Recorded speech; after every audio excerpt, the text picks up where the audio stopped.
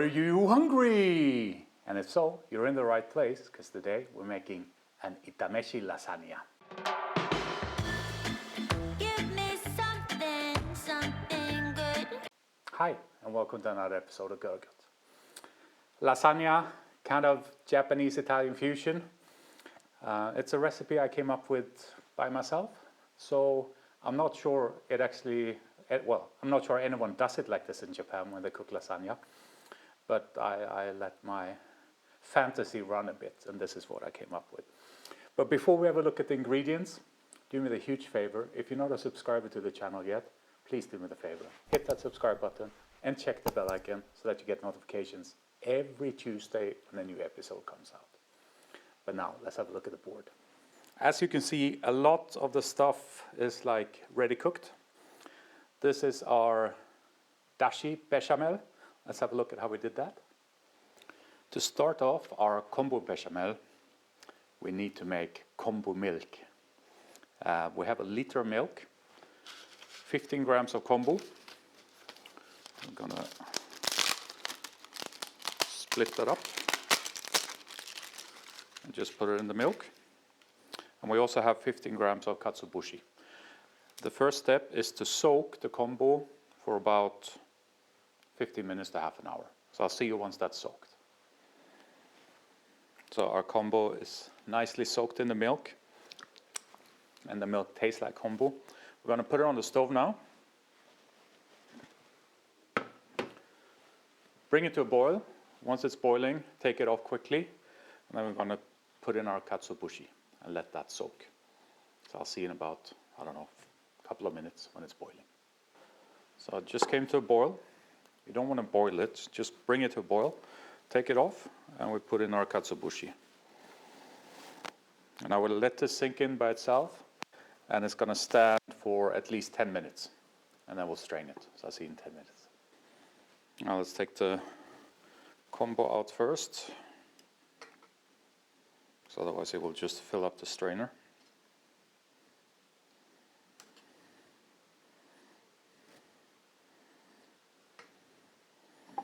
Get rid of that. And now we can strain our dashi milk.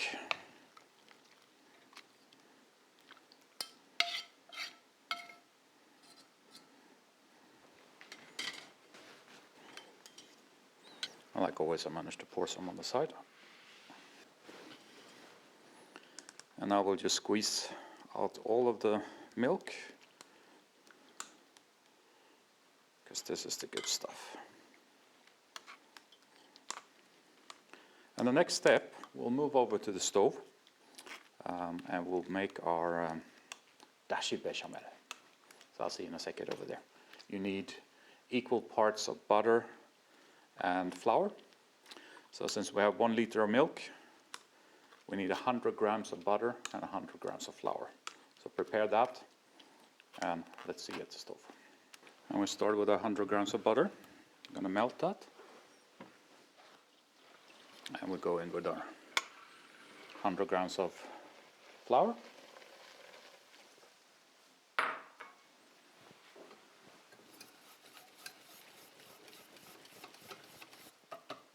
going to cook this off a bit to try to get rid of this kind of floury taste. Just cook it off for a minute or two before we put the milk in. In goes about half of our milk.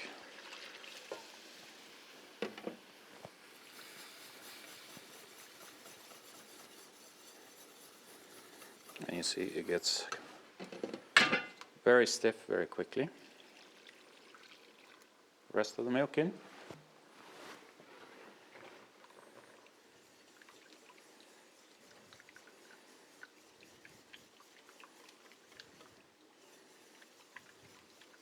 We'll just stir it in slowly. The pot was a little bit small for this maybe, but now you can turn down the heat. You want to work away all those lumps. Now we're going to salt it a bit.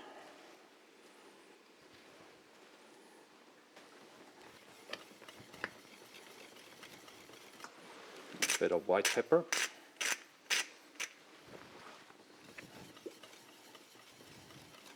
As you can see, there are no lumps left. Give this a try. Very good. Another pinch of salt. 2.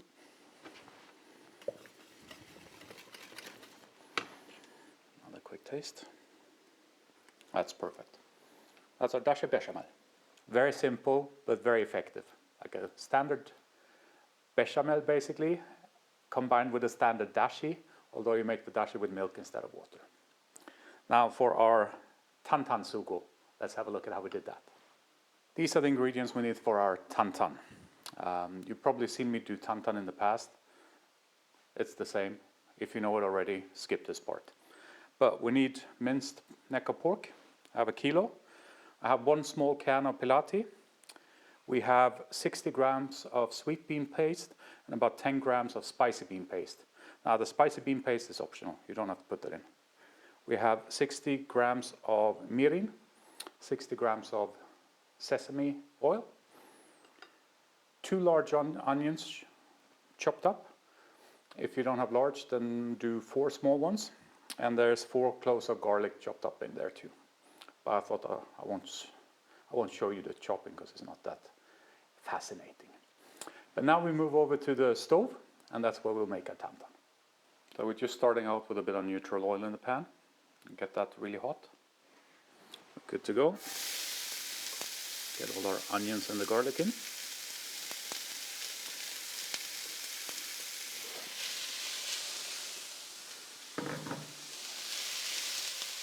We don't really want this to color.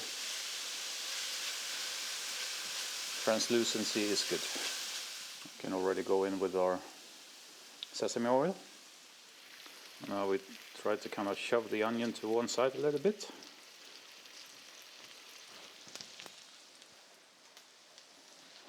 And we go in with our meat.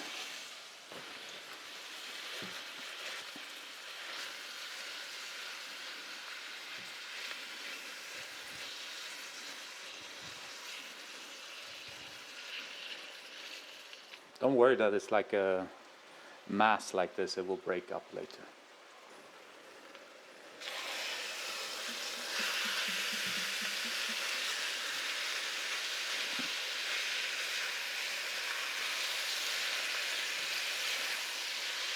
Now, I mean, you get a little bit of color, but that's not really the goal.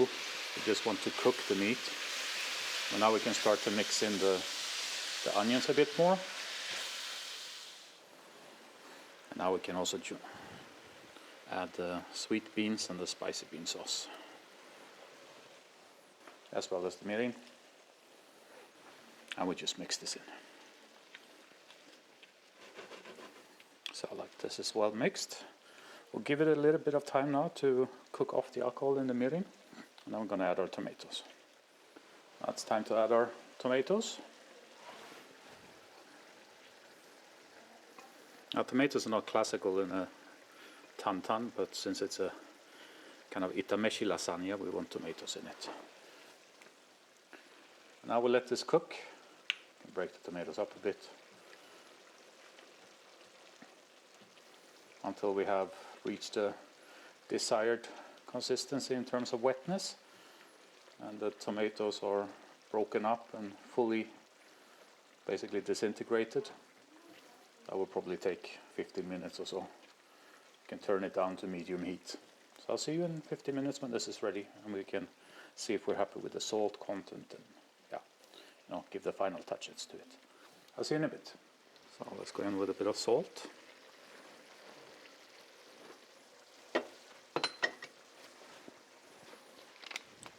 For a little bit of spiciness, some Shishimi Togarashi.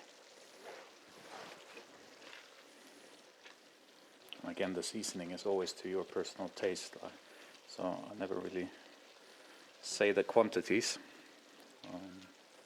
The important thing is that you think it tastes good. Give it another taste. Can do with another good pinch or 2 of salt.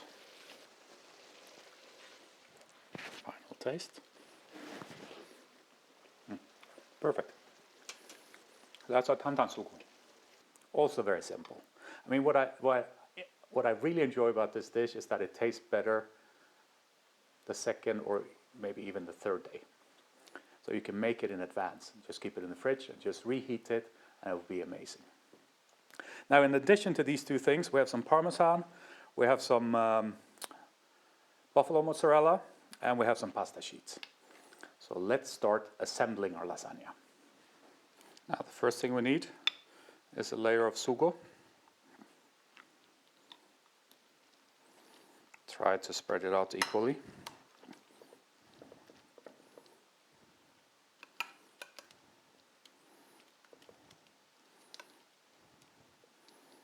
I'm quite happy with that. On top of this, we have our Dashi Béchamel.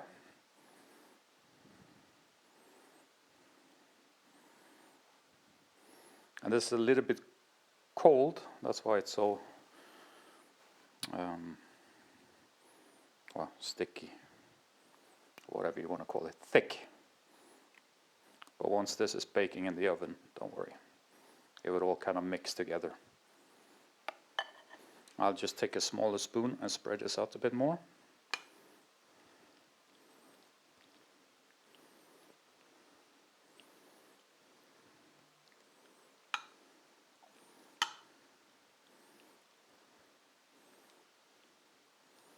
Here we go. I would put a little bit, I know this is not, well, some do it this way, but most people don't, but I liked the creaminess of the mozzarella.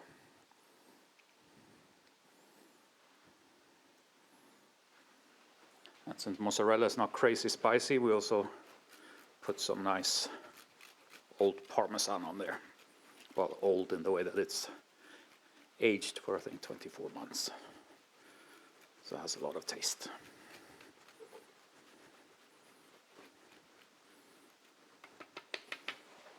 Now time for our first layer of pasta sheets.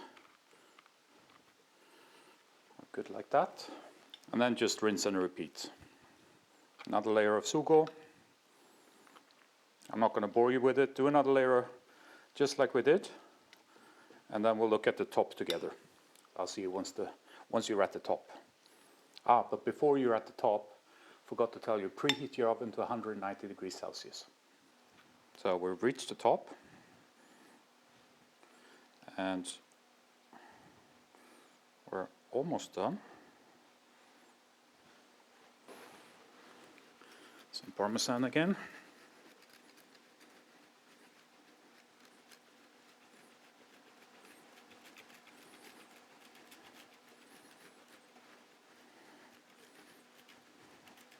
Quite a good layer.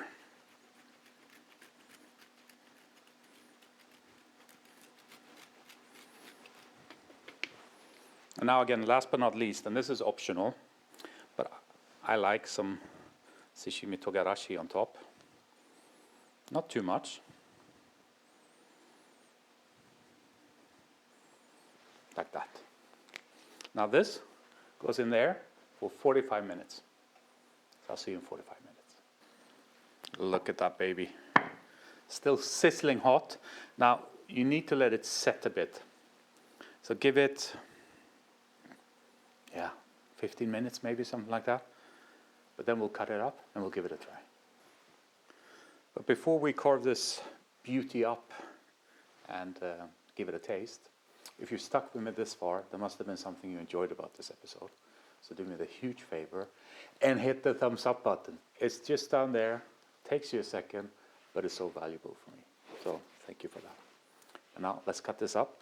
I would say it's about 8 portions. And we're just going to take one. Take a corner piece, my favorite piece anyways. Make sure that it comes off the edge. And then we'll try to get in there with maybe 2 spoons to get it out. Let's see if we can manage to lift it like this.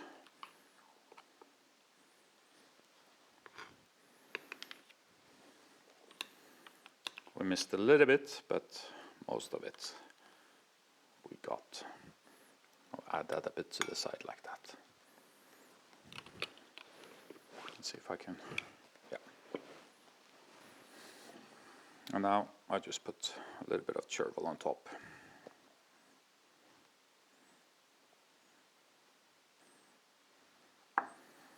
There we are, our Itameshi lasagna. Let's dig in.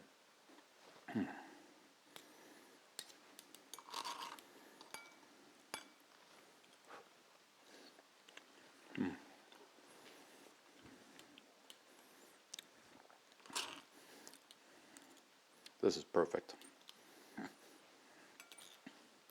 A wonderful lasagna with a Japanese twist. Oop. Slippery sucker.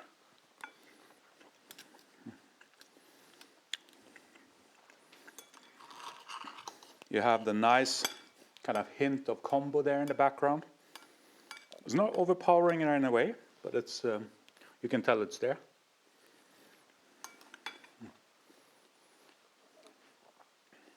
The tantan, slight sweetness to it because of the bean paste, and also a bit of power there because of the spicy bean paste and the Shishimi Togarashi. It's not spicy like a really like spicy curry or anything, but there is a hint of the spiciness there.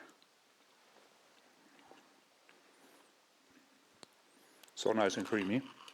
And you still have the classics there of a normal lasagna, right? You have the cheesiness, the wonderful pasta. This is comfort food on a high level.